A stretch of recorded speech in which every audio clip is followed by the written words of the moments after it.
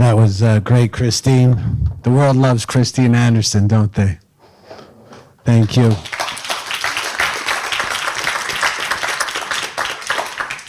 My name is Jason Christoff. Today I will be doing the presentation, The ABCs of Propaganda and Public Mind Control, and I will use this as well. The first primary pillar of propaganda and public mind control is fear. Fear is most often used to initiate the majority of government media-run mind control operations. Fear lowers IQ, it removes the mind's ability to consider the long-term consequences of its decisions or actions, and it activates the limbic system. Fear shunts blood and electrical conductivity away from the prefrontal cortex, which is just behind your forehead. The prefrontal cortex is where rational thought, morality, ethics, logic, and the will are housed. Fear activates our primal fight or flight system, again known as the limbic system. It's in the back of the head at the top of the spine. The limbic system is more compliant to authority. It's more groupthink driven. It doesn't think long term. It's aggressive toward people not engaging in groupthink, and it's unable to process decisions based on morality, ethics, care, etc. Here we go. Always remember that media and government-generated fear is often psyop-based and mostly fabricated. For example, statistical expert Denny Rancourt proved using Canadian government data that no pandemic or emergency situation of any kind was present until the COVID shot was released on the public. The RCMP in Canada admitted openly that COVID presented a unique opportunity to test propaganda techniques on all Canadians. SAGE in the UK, which stands for Safety Advisory Group for Emergencies, purposely weaponized fear-based behavioral psychology against the public, and so did various other nudge units in other governments around the world. Infection numbers and death rates raced across the bottom of most TV screens without any analysis regarding the validity of the testing protocols or the average mortality rates in years prior to the pandemic declarations. A loss of our regular routines, being forced into isolation at one's own home, and a human's natural fear of death were purposely weaponized to drive fear skyward in the public.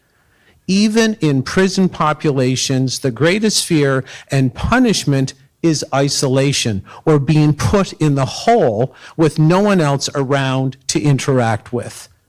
A fear of missing the injection when it was finally released was also increased through booking by age, in conjunction with talk of a rare and limited supply. Get yours today, don't miss out. Be afraid you might not get one.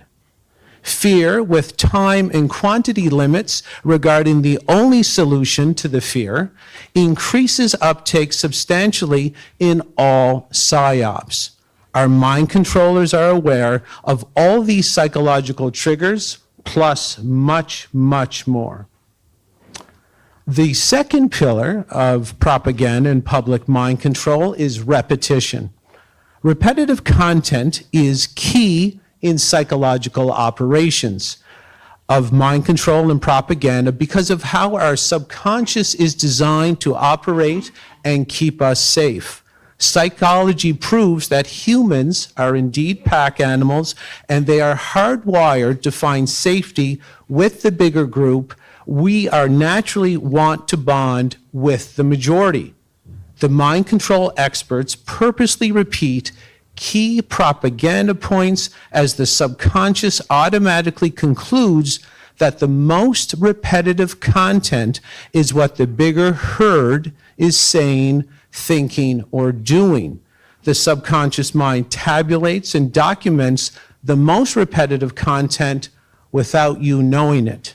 the subconscious changes our behavior so we adopt and act out those repetitive themes as our own without us knowing that any of this is happening. It's all automatic. The propaganda experts will arrange full control of the area's mainstream media channels before they initiate a large psyop. This media takeover was done decades in advance of what happened in 2020.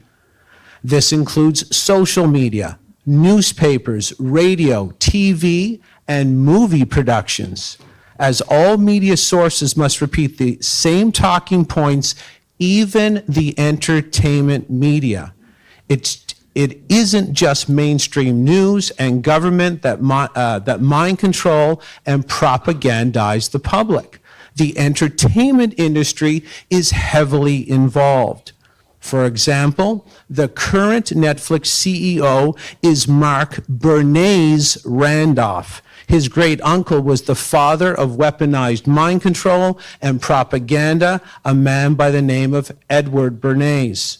During the COVID psychological operation, many popular virus, zombie, vaccine, save-the-day movies played continually on Netflix, including the 2011 release, Contagion, which could have been a documentary for what happened in 2020. The use of repetitive content in past media releases to program a future population as to how they should act and think is called psychological priming, predictive programming, or a future triggering of dormant programming. Entertainment is a major mind control avenue for the ruling group. Please remember that the Greek goddess Medea, from which we get the word media from, was the goddess of illusion and sorcery. She had the full capability of casting spells over the uninformed masses. The more fear a person is in, the more they adopt the repetitive media content as their own beliefs, their own ideas, and their own actions. And therefore, the more successful the mind control and psychological operation will be. You must turn the fear and the repetitive content up extremely loud in the early stages of any PSYOP to maximize the return on investment and the public's compliance quotient. This was all beyond obvious in 2020 to the present day. The third pillar of propaganda and public mind control is confusion. Confusion is a psychological weapon used by mind control and propaganda experts, which the average person just brushes off as general government inefficiencies or misunderstanding. Make no mistake, when you witness contradictory messages coming from government or media, it's always being done purposely in order to more effectively rule the population. Confusing messages, when processed by the brain simultaneously, shuts the brain's logical analysis capability off, leaving the person unable to think properly. When the nervous system recognizes this happening, it becomes more compliant as a survival mechanism. So basically, your survival mechanism in your own nervous system is, when confused, count on others for direction and become more compliant. Throughout the world, confusing messages were normalized as the public's rational thought processes were being targeted by all governments and all media from 2020 to present day. But to be honest with you, this has been occurring for your entire life, probably outside your conscious awareness. Examples of confusion. The COVID test marked perfectly healthy people as infected. That's confusing. Group restrictions implied that the virus could count the number of people before attacking. That's confusing. Curfews implied that the virus could tell the time before attacking, that's also confusing. Plexiglass barriers